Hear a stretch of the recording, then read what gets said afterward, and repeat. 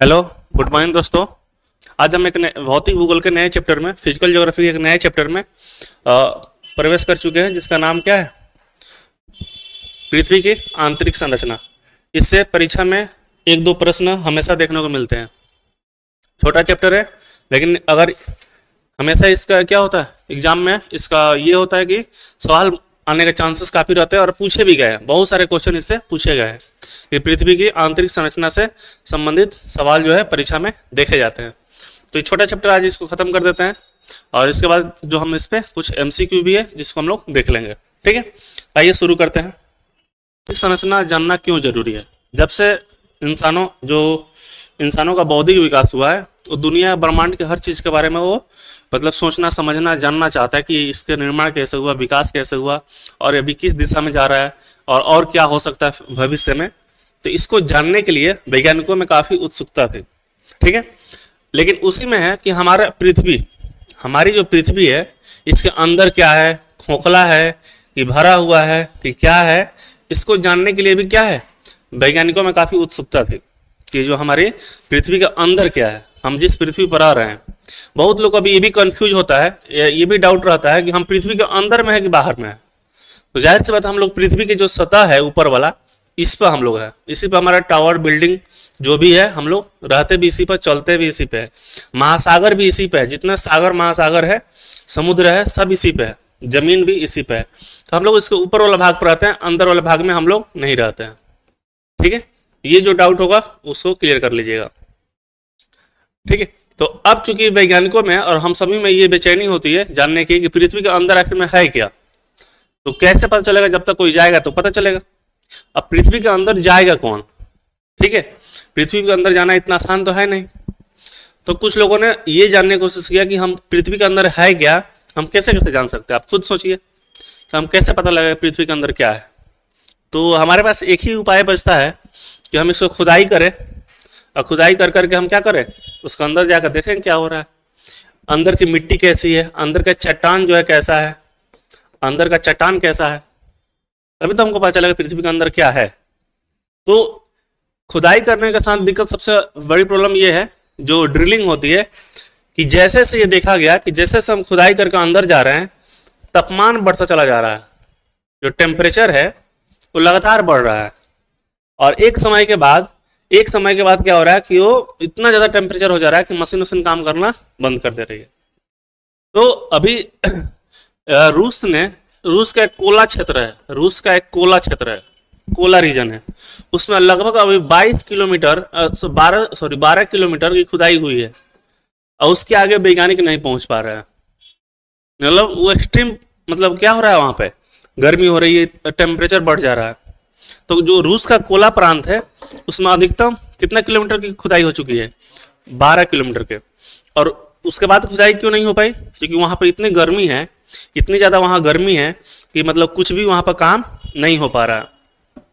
तो इसलिए वहां पर क्या हो रहा है, खुदाई नहीं हो पाई है। तो याद रखिएगा 12 किलोमीटर तक किया गया है।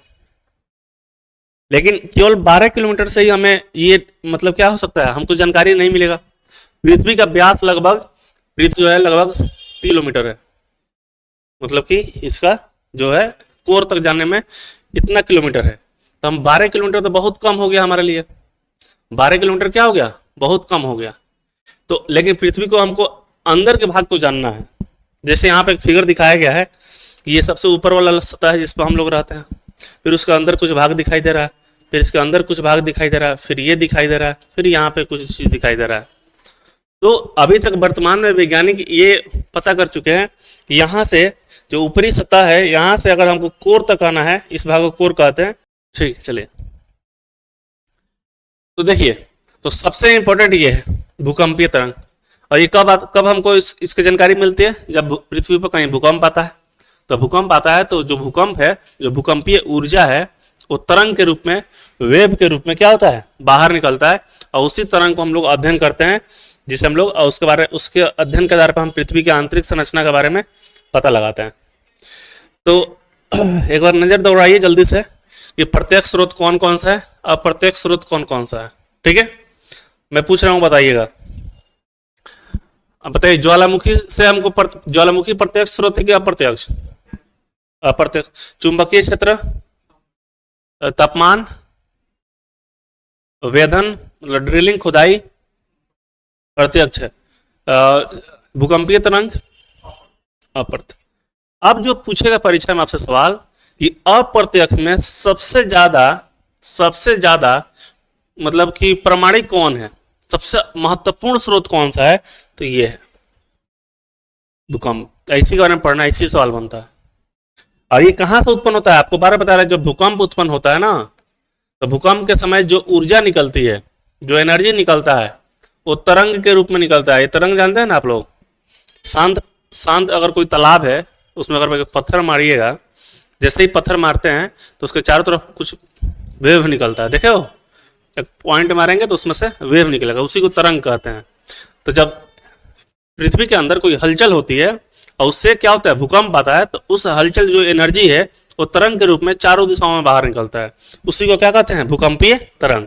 और इसी का अध्ययन करके वैज्ञानिक जो है पृथ्वी के अंदर क्या है, कैसा है, उसके बारे में जानकारी हम तक पहुंचाए हैं। तो अब हम लोग पढ़ने जा रहे हैं किसके बारे में, भूकंपीय तरंग। इससे सवाल बनता है, इससे सवाल बनता है।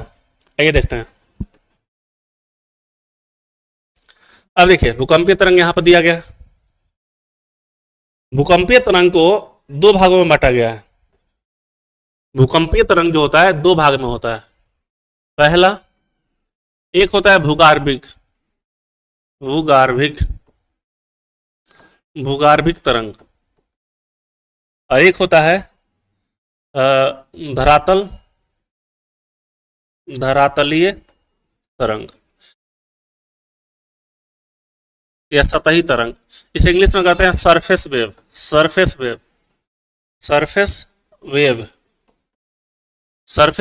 ये होता है बॉडी वेव। जो पृथ्वी के अंदर जो भूकंप आता है वो दो प्रकार का होता है। कौन कौन, भूगार्भिक और धरातलीय या सतही। जैसे कि क्या हो गया भाई, चुड़ैल ला दिए का क्लास में। एक होता है सतही तरंग, सतही सरफेस वेव, ठीक है। तो दो तरह का होता है। इस दो प्रकार में इसके दो प्रकार फिर होते हैं। एक पी तरंग होता है, एक पी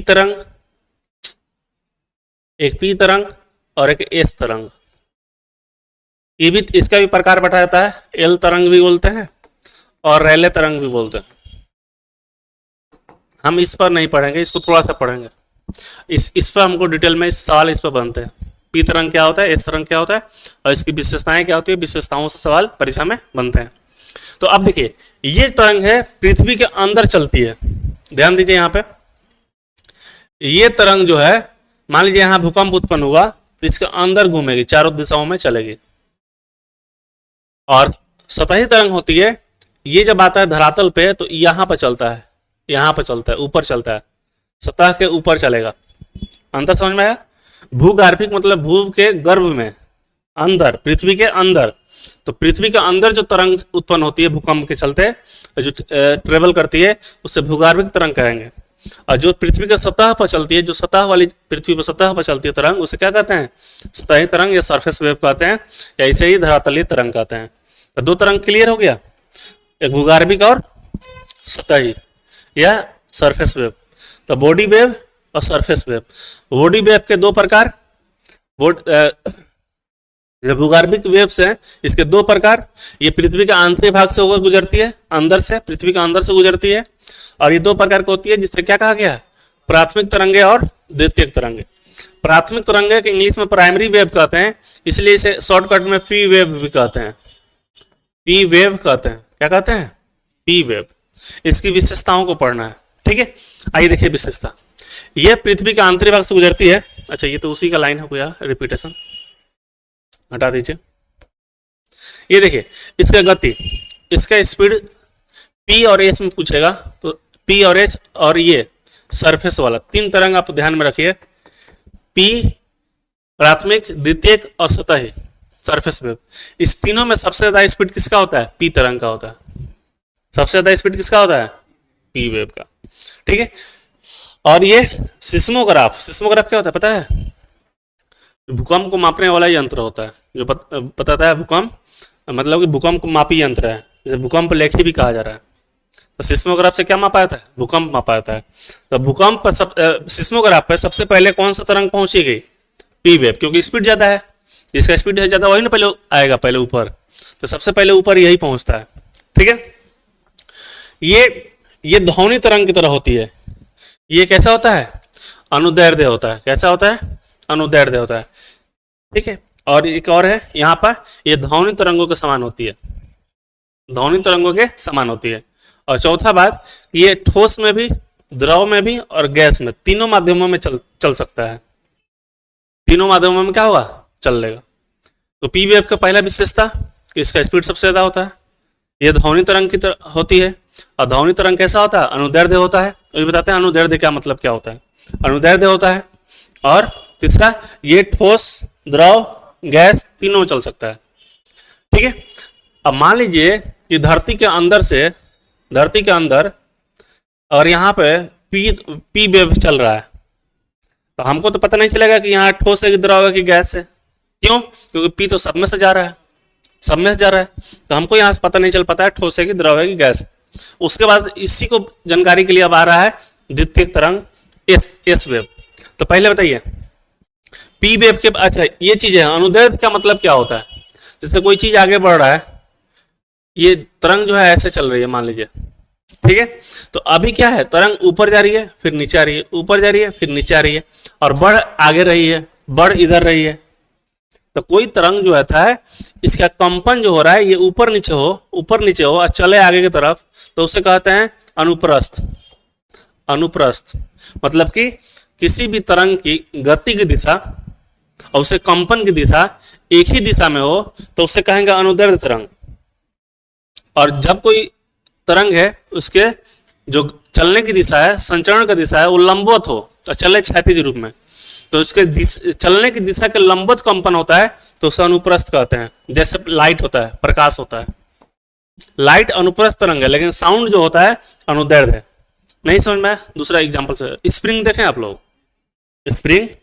स्प्रिंग को खींचते हैं और फिर छोड़ देते हैं, तो ऐसे ऐसे गति करेगा ना। तो स्प्रिंग जो होता है ऐसे गति भी करता है और उसका कंपन भी, उसका जो कंपन करता है उससे कण वो ऐसे कंपन करता है, तो जा भी रहा है इधर ही और कंपन भी कर रहा है इधर ही। ऐसे तरंग को क्या कहते हैं? अनुदैर्ध्य तरंग कहते हैं।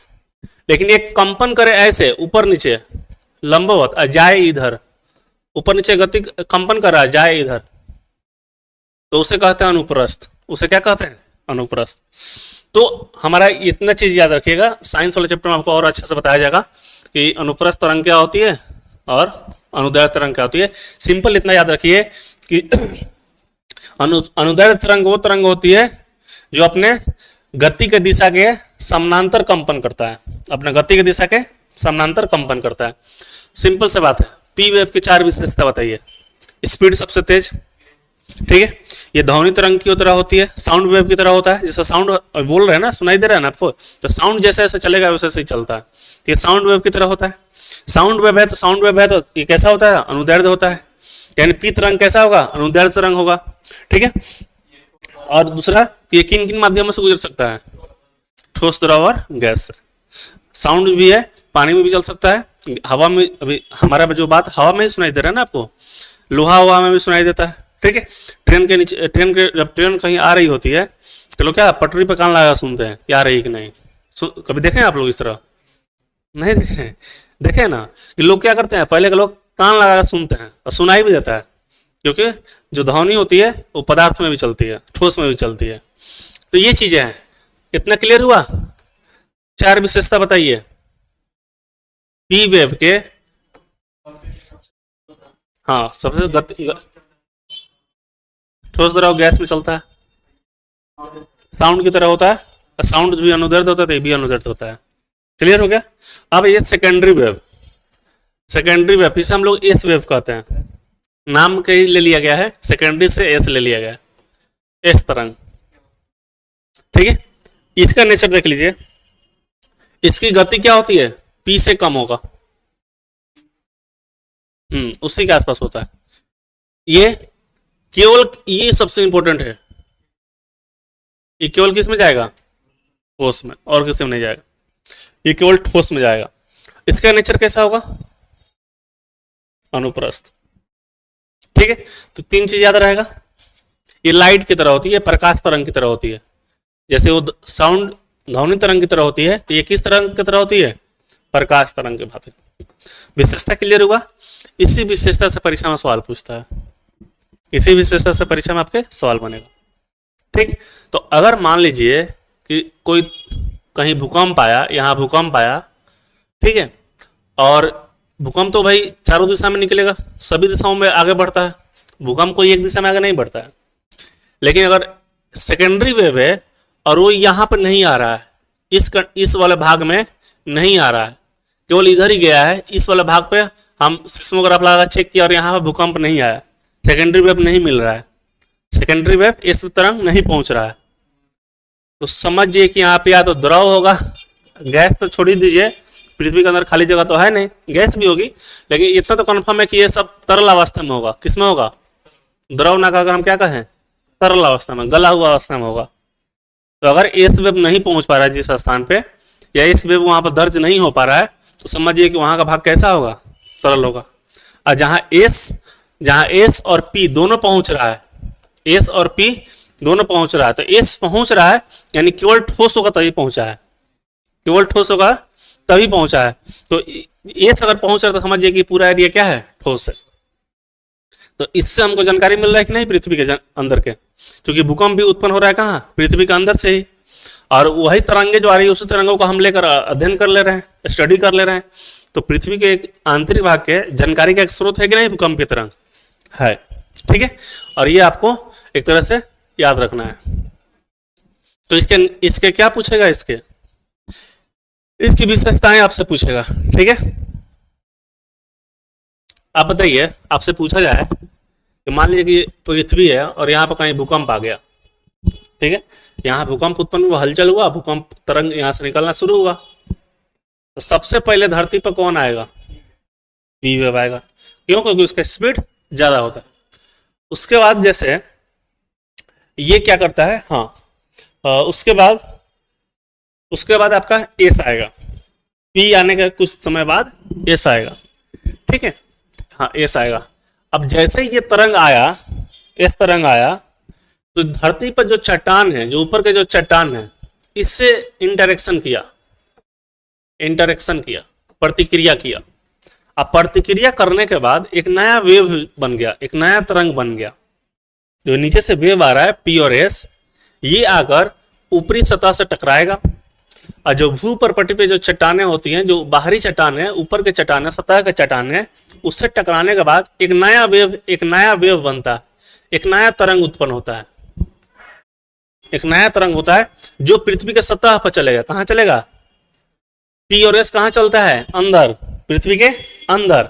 और जो नया तरंग बना है वो कहां चल रहा है? पृथ्वी के सतह पर। तो इसी नया तरंग को हम सरफेस वेव कहते हैं। क्या कहते हैं? सरफेस वेव कहेंगे, या इसे धरातलीय तरंग कहते हैं, धरातलीय तरंग कहते हैं। क्लियर हुआ? क्लियर हुआ? अब देखिए, जो आपका पी तरंग है, ये जब चलेगा किसी पृथ्वी के अंदर गति करेगा, तो ये क्या करता है? पदार्थों में संकुचन या प्रसार उत्पन्न करता है। पदार्थों में क्या उत्पन्न करता है? संकुचन या प्रसार। इससे क्या होता है? इससे पृथ्वी के अंदर जो पदार्थ होते हैं उसके घनत्व में क्या आता है? परिवर्तन आता है। आप समझिए इसको ऐसे, संकुचन समझ रहे हैं, प्रसार समझ रहे हैं। स्प्रिंग है, उसको दबा दिए, पास आ गया, संकुचन हो गया। स्प्रिंग जो फैला दिए तो क्या हो गया? प्रसार।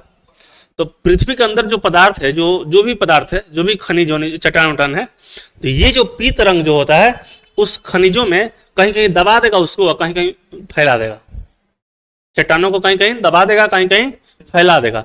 तो इससे क्या होता है? उस पदार्थ के घनत्व में परिवर्तन आ जाता है, उस पदार्थ के घनत्व में परिवर्तन आता है।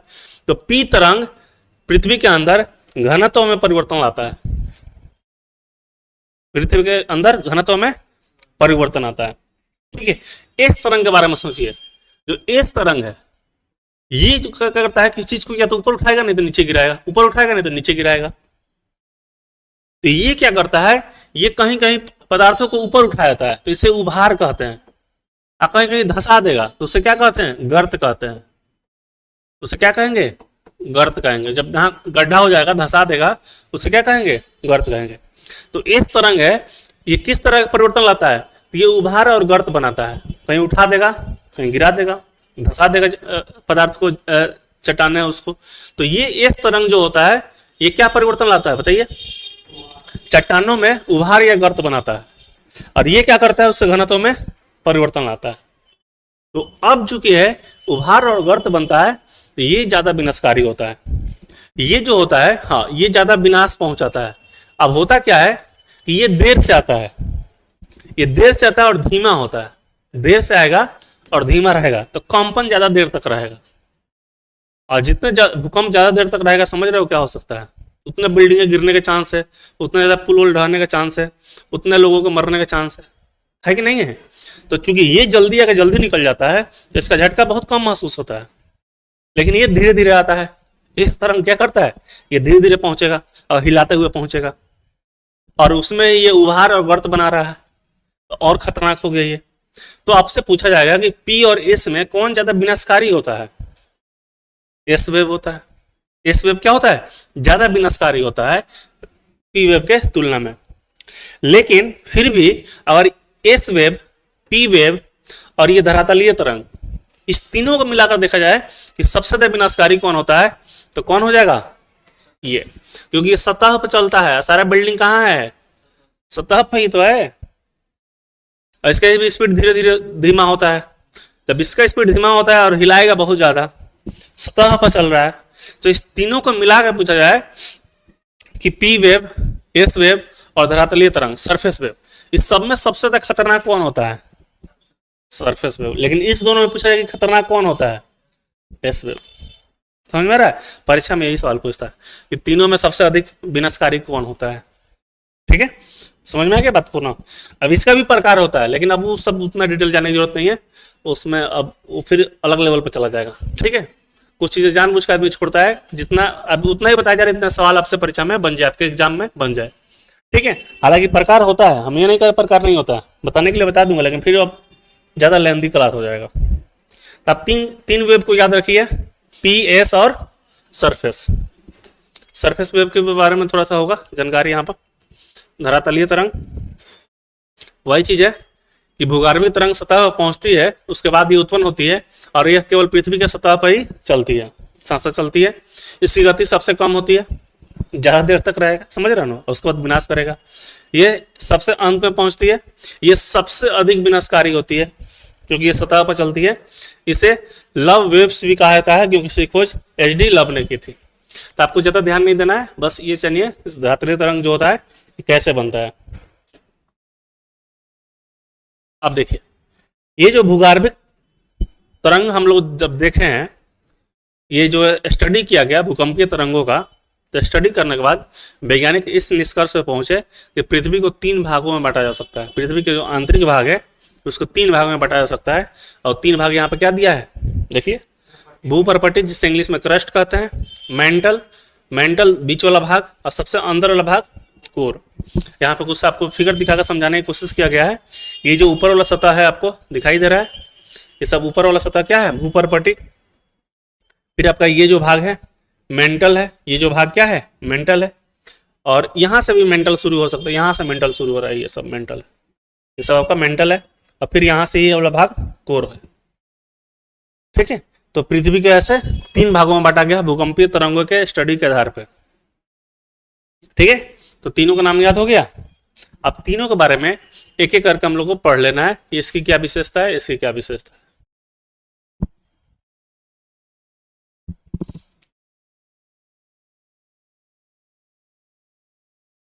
देखिए, जल्दी जल्दी से हम खत्म कर दें, 2 मिनट 5 मिनट लगेगा, खत्म करते हैं। तो भूपर्पटी के बारे में पढ़ने जा रहे हैं। क्या है, यह पृथ्वी के सबसे बाहरी भाग है, जो किस रूप में है, ठोस रूप में। आपको ध्यान देना है, पृथ्वी का सबसे बाहरी भाग, यानी ये सब जो बाहरी भाग है, इस बाहरी भाग पर जमीन भी है। जमीन भी है जहाँ सूखा, जिसमें हम लोग घरों बनाकर रहते हैं, और इसी सतह पर महासागर भी है, समुद्र भी है कि नहीं है? तो अब जब भी आपको कहा जाएगा कि आपको दोनों समझना है कि एक आपको इसको हम महाद्वीप कह सकते हैं, जहां पे एक महाद्वीप है और एक महासागर है, ठीक है। तो पृथ्वी के भूपर्पटी पे या ऊपरी भाग पे ही क्या है, समुद्र भी है, जमीन भी है। तो जमीन वाला भाग होगा उसे हम क्या कहेंगे, महाद्वीप कहेंगे, और जहां समुद्र होगा तो वो भी ठोस चीज पर है कहीं, तो उसे क्या कहेंगे, महासागरीय, ठीक है। तो उसी चीज को आप ध्यान दीजिएगा। इसकी मोटाई जो होती है 30 किलो, एनसीईआरटी में दिया है, एनसीईआरटी का हम लिख दे रहे हैं, एनसीईआरटी ये कह रहा है 33 किलोमीटर। कितना कहता है, 33 33 नहीं, कहीं कहीं किताब में 35 से 40 होता है। किसकी मोटाई, क्रस्ट की। इसकी संरचना, इसे इसको इसमें जो मेनली जो होता है, और भी मतलब तत्व पाए जाएंगे, लेकिन मुख्य रूप से सिलिका और एल्युमिनियम होता है। इसमें क्या होता है, सिलिका एल्युमिनियम। अब सिलिका का SI और एल्युमिनियम के Al मिलाने से क्या बन रहा है, सियाल। तो इस परत को, जो ऊपर वाला परत है, उसे सियाल भी कहते हैं। क्यों, क्योंकि इसमें सिलिकॉन और एल्युमिनियम की प्रधानता पाई जाती है, ठीक है। इतना क्लियर हुआ। इसका घनत्व जो होता है लगभग 2.7 से लेकर 3 ग्राम प्रति घन सेंटीमीटर होता है, मतलब 2.7 ग्राम प्रति घन सेंटीमीटर क्यूब। क्लियर, इतना क्लियर है। रासायनिक संगठन वही सियाल है, एक ही चीज है। यहां पे एक चीज आपको हम बता देना चाहते हैं, चाहे पढ़ लेते हैं थोड़ा सा और उसके बाद एक स्लाइड और देख लेते हैं। इतना क्लियर है। एक और चीज है, इसकी जो मोटाई है, जो मोटाई हम लोग देख रहे थे कितना लगभग होता है, 33 किलोमीटर। कितना, 33। लेकिन जहां समुंदर है वहां इसका मोटाई थोड़ा कम हो गया है, जहां जमीन है वहां इसकी मोटाई ज्यादा हो गया। वही बात क्या है कि महाद्वीपों पर लगभग इतना होता है, लेकिन महासागर है जहां पर समुद्र है, उसके नीचे का जो चट्टान है, भूपर्पटी है, उसकी मोटाई कितने है, 5 से 10 किलोमीटर। अब सिंपल याद रखिएगा, अगर एक लाइन में इसको बोले हैं तो 35 किलोमीटर लगभग किस पर होता है, महाद्वीप पर जहां जमीन है। अब 5 किलोमीटर होता है कहाँ, महासागर की जो भूपर्पटी है वो पतली है, और जहां जमीन है वहां का भूपर्पटी मोटा है, ये है। याद रहेगा ये बात। दूसरा भाग देख लीजिए, मेंटल। ये किसके नीचे होगा, भूपर्पटी के नीचे होगा, ये भूपर्पटी के नीचे होगा। एक मोहो संबंध, ये पूरा नाम मत देखिए आप, बस इतना देखिए,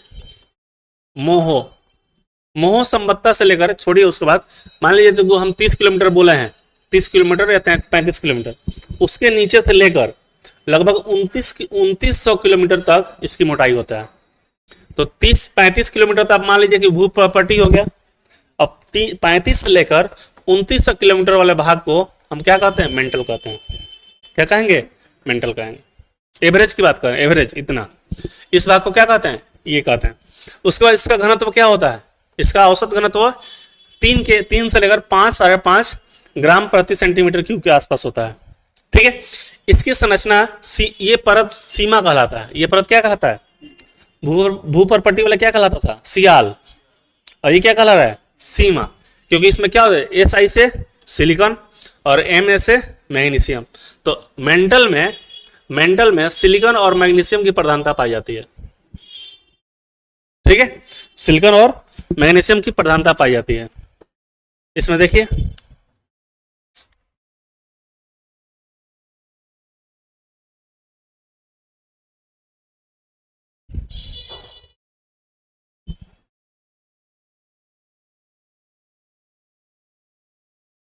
सिलिकॉन और मैग्नीशियम की प्रधानता पाई जाती है। हो गया। देखिए, जो मेंटल है, आपको एक फिगर होगा यहां पर दिखा दे रहा है,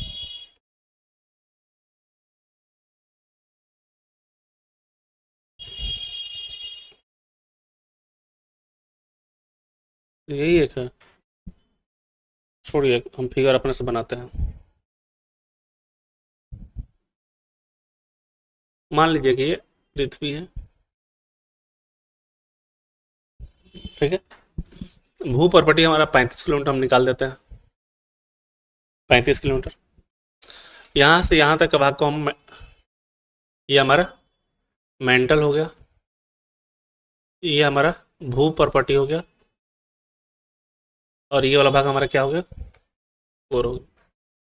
ठीक है, ये जो चीजें हैं ये मान लीजिए कि 35 किलोमीटर एवरेज हम मान लेते हैं, और ये जो है 2900 किलोमीटर, और यहाँ पे आते आते 6378 किलोमीटर ये है।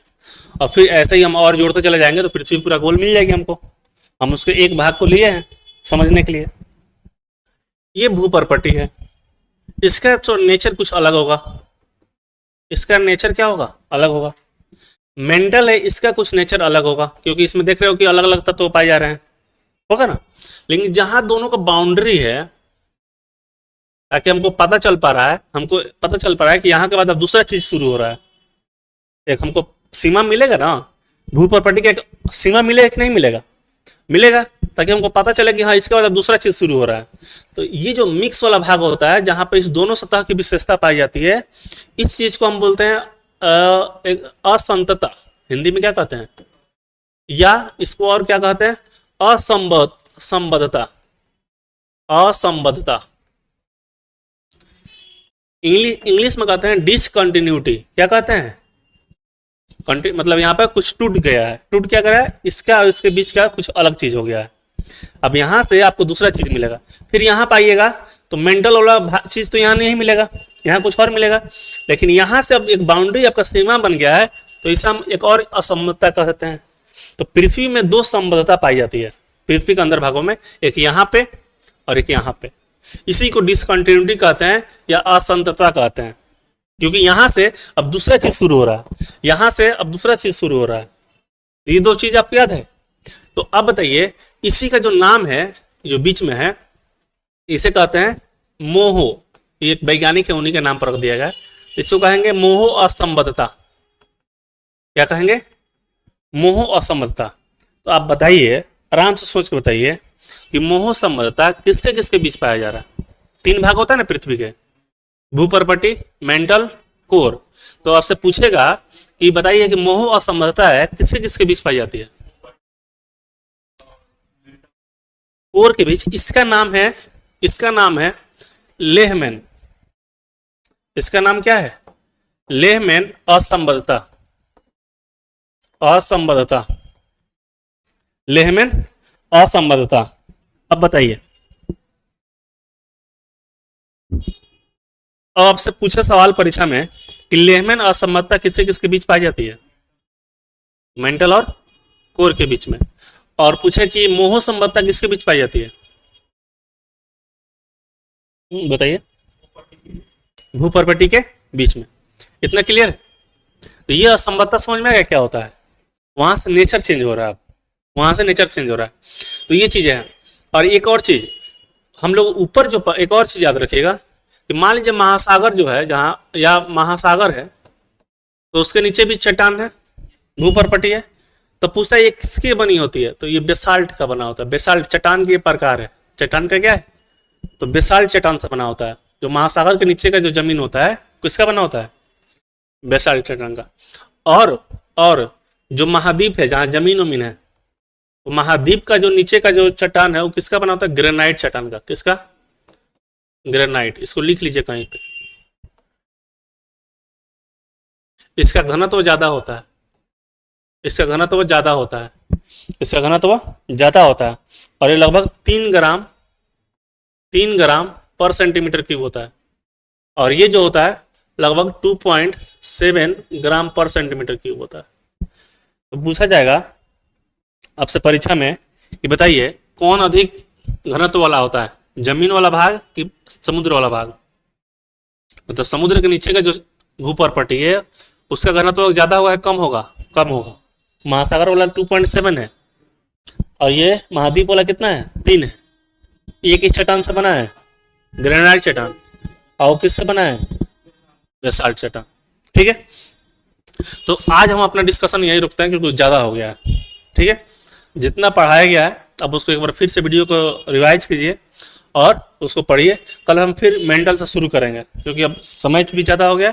और एक ही मतलब बहुत यहाँ पर आपको फैक्ट बता दिया गया है, इतना फैक्ट है कि उसको एक बार अच्छे से समझने में, इत्मीनान से समझने में टाइम लगेगा। तो एक बार समझ लीजिए, और कल हम लोग फिर मेंटल से शुरू करेंगे। और ये जो बात लिखवाया गया इसको नोट कर लीजिए, इसको फिगर बना लीजिएगा।